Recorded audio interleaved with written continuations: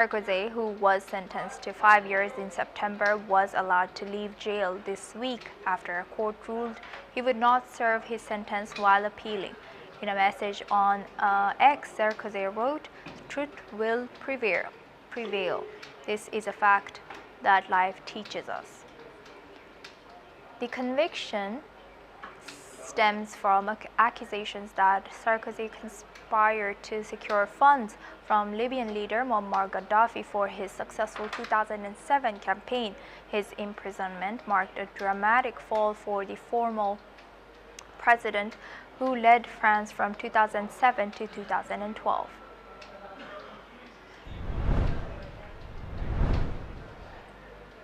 Now we move on to our next news. Now we move on to our next news. Sudan.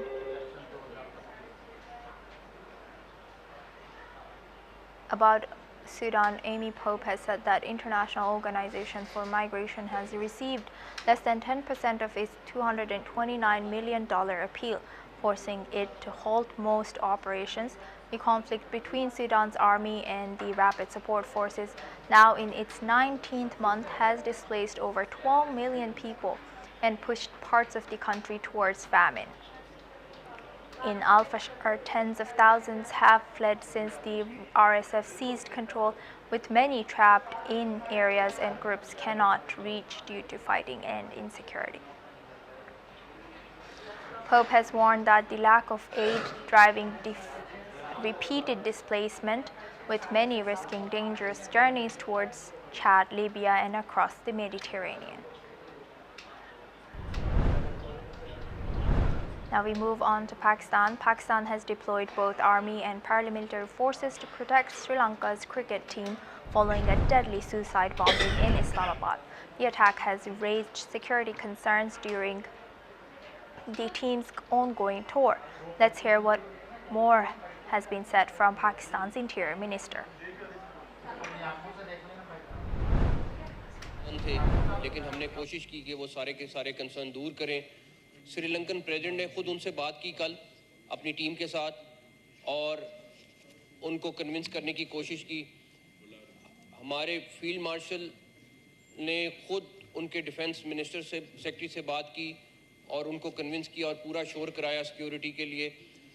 और अब Pakistan army, rangers और Islamabad police मिलकर उनकी security संभाले हुए है और जिस तरह वो हमारे स्टेट गेस्ट हैं उनको हम उसी तरह का प्रोटोकॉल दे रहे हैं, उसी तरह की security. This comes as the Sri Lankan players expressed serious concerns about remaining in Pakistan after the bombing. Now, the suicide bombing took place outside a court in Islamabad, killing 12 people and injuring 27 others. Now we move on to our next news. Parents in Colombia have carried wooden barge with photographs of hundreds of children reported missing 40 years ago when a volcanic eruption took place in Colombia. The disaster, which wiped out a town and killed around 25,000 people, also led to the disappearance of 583 children. Some were rescued and later adopted under irregular circumstances, with many now living abroad. Decades later, the woman still holds hope that her children survived.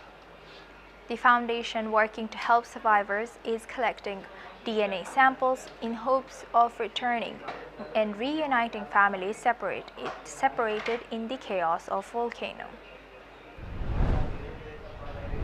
Now we move on to our next news. Spanish police has said that they have dismantled an international crime ring accused of trafficking minors from the Canary Islands to France, arresting 11 people in an operation that spanned Lanzarote, Madrid, and Las Palmas, Gran Canaria. The police statement reads 4 of the suspects have been placed in pre-trial detention on charges related to organized crime, document forgery, and child pornography. The investigation began after the disappearance of the 14 minors from state-run centers on the Canary Islands between late 2024 and mid-2025. Police said the group used routes and contacts in Morocco, Ivory Coast, and Spain to move the children and provide them with fake documents for their transfer to France. 2 homes were searched in Lanzarote, where officers seized personal documents, electronic devices, and cash. The investigation remains open to locate the missing minors and trace international links. Now moving on, Apple has refused permission to appeal against a London tribunal ruling that abused its dominant position by charging app developers unfair commissions, leaving the tech giant facing a potential bill of over $1.3 billion.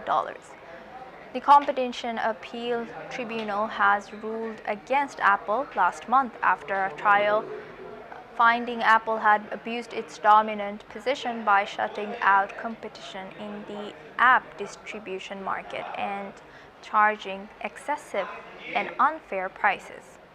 As Commission Apple, which has faced mounting pressure from regulators in the US and Europe over the fees it charges developers, has previously said that the ruling takes a flawed view of the thriving and competitive app economy. Refused Apple's permission to challenge its ruling at the Court of Appeal, but the company can still apply directly to the court.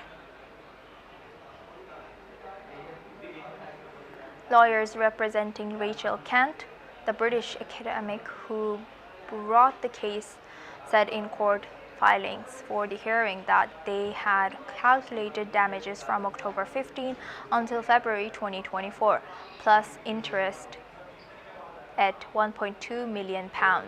With that, it's a wrap.